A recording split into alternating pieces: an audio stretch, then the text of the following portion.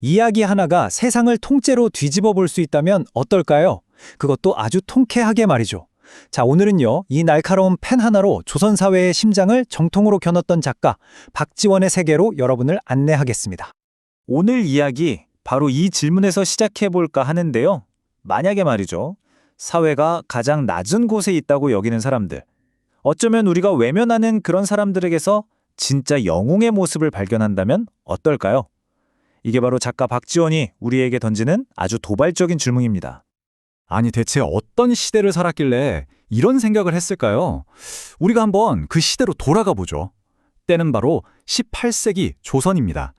아시다시피 아주 견고한 신분제가 모든 걸 지배하던 그런 시대였어요. 이때는요, 정말 태어나는 순간 모든 게 결정됐다고 봐도 과언이 아니에요.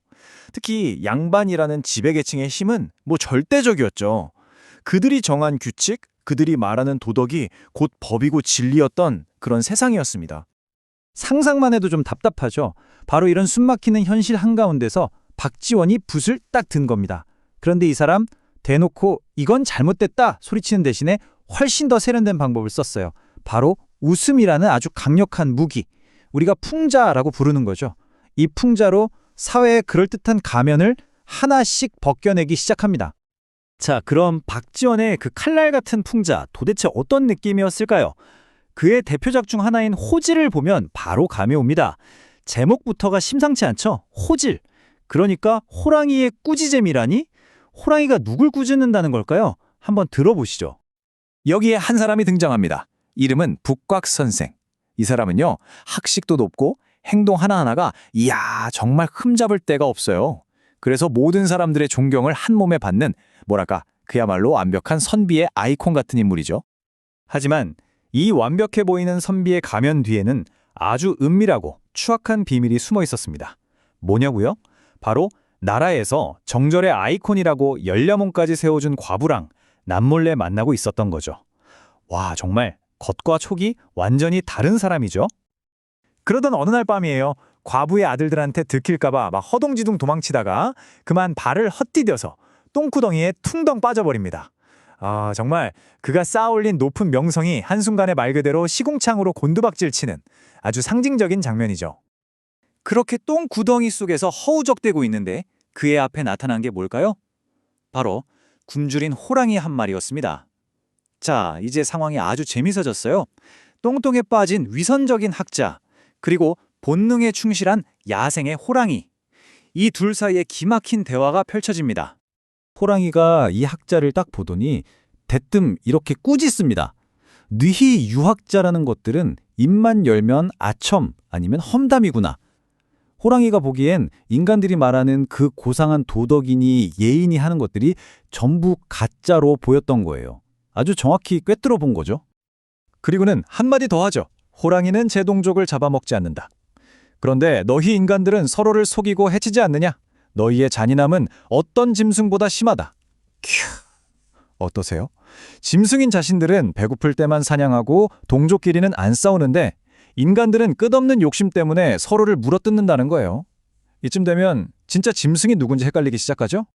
자, 이렇게 호지를 읽으면 뭔가 속이 시원해지는 통쾌함이 있어요.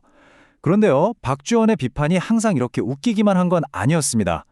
때로는 그 웃음기를 싹 거두고 우리 사회의 가장 어둡고 아픈 곳을 날카로운 비수처럼 찌르기도 했습니다. 다음으로 살펴볼 이야기는 분위기가 좀 다릅니다. 바로 열려 함양 박시전인데요. 여기서는 사회가 미덕이라는 이름으로 한 여성을 어떻게 비극으로 몰아넣는지를 아주 담담하게 보여줍니다. 이 이야기를 제대로 이해하려면 먼저 열려라는 개념을 알아야 돼요. 말 그대로 열렬한 여자라는 뜻인데 남편이 죽고 나서 평생 정절을 지킨 여성을 기리는 칭호였어요. 근데 문제는 당시 사회 분위기가 그냥 정절을 지키는 수준을 넘어서서 목숨까지 바쳐야 진정한 미덕이라고 칭송하고 그걸 강요했다는 데 있습니다. 이 소설의 주인공 박씨 부인도 마찬가지였습니다. 남편이 죽자 주변의 기대와 압박에 시달리다가 결국 스스로 목숨을 끊음으로써 열려가 되죠. 더 기가 막힌 건 뭔지 아세요? 마을 사람들이 그녀의 죽음을 슬퍼하는 게 아니라 가문의 영광이라면서 칭찬하고 난리가 났다는 겁니다. 바로 이 지점에서 박지원이 묻는 겁니다. 이게 과연 진짜 미덕이냐고. 사회가 정해놓은 그 잣대 때문에 한 사람이 목숨을 버려야 하는 게 과연 옳은 일이냐고 말이죠. 이건 그 비인간적인 제도에 대한 정면 비판이었어요. 자, 보세요. 위선적인 학자, 비극적인 연료. 이렇게 당대 사회의 문제점들을 신랄하게 보여줬잖아요. 그럼 박지원은 그냥 비판만 했을까요? 아닙니다. 그가 생각한 진짜 멋진 사람, 이상적인 인간상은 어떤 모습이었을지 이제 그 희망적인 대안을 한번 만나보시죠. 박지원이 생각하는 가치는 이 두 인물을 비교해보면 아주 명확하게 드러납니다. 한쪽에는 뭘까요? 네, 높은 신분에 존경까지 받지만 속은 텅 빈 위선자, 북곽 선생이 있죠. 그리고 그 반대편에는요. 아무것도 가진 게 없는 비천한 신분이지만 마음만은 진짜인 거지 광문이 서 있습니다.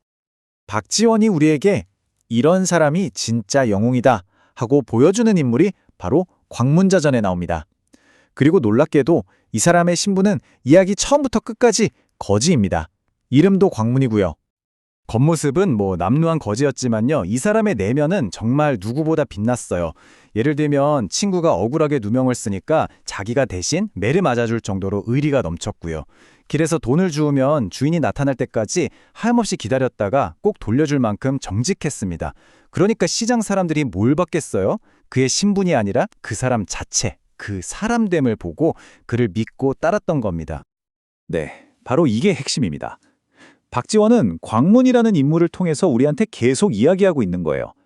한 사람의 진짜 가치는 그가 얼마나 비싼 옷을 입었나, 얼마나 높은 자리에 있느냐가 아니라 그 마음이 얼마나 진실된가에 달려 있다고요. 자, 그럼 한번 정리해 볼까요?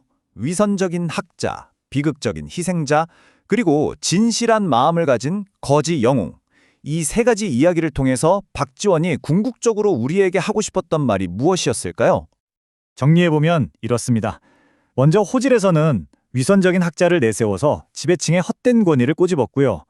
박씨 부인 이야기에서는 비극적인 여성을 통해 억압적인 사회관념이 얼마나 잔인한지를 보여줬죠. 그리고 마지막으로 광문 이야기의 거지 영웅을 통해서 사회적 지위라는 게 얼마나 덧없는 허상인지를, 진정한 가치는 사람 그 자체에 있다는 걸 보여준 겁니다. 정말 통렬하죠? 그런데 여러분, 이 이야기가 과연 200년 전 조선시대 이야기로만 끝날까요? 저는 아니라고 생각합니다. 자, 지금 우리가 사는 21세기, 우리 사회를 한번 둘러보세요. 우린 과연 사람의 겉모습이나 사회적 지위가 아니라 그 사람 자체를 보고 있나요?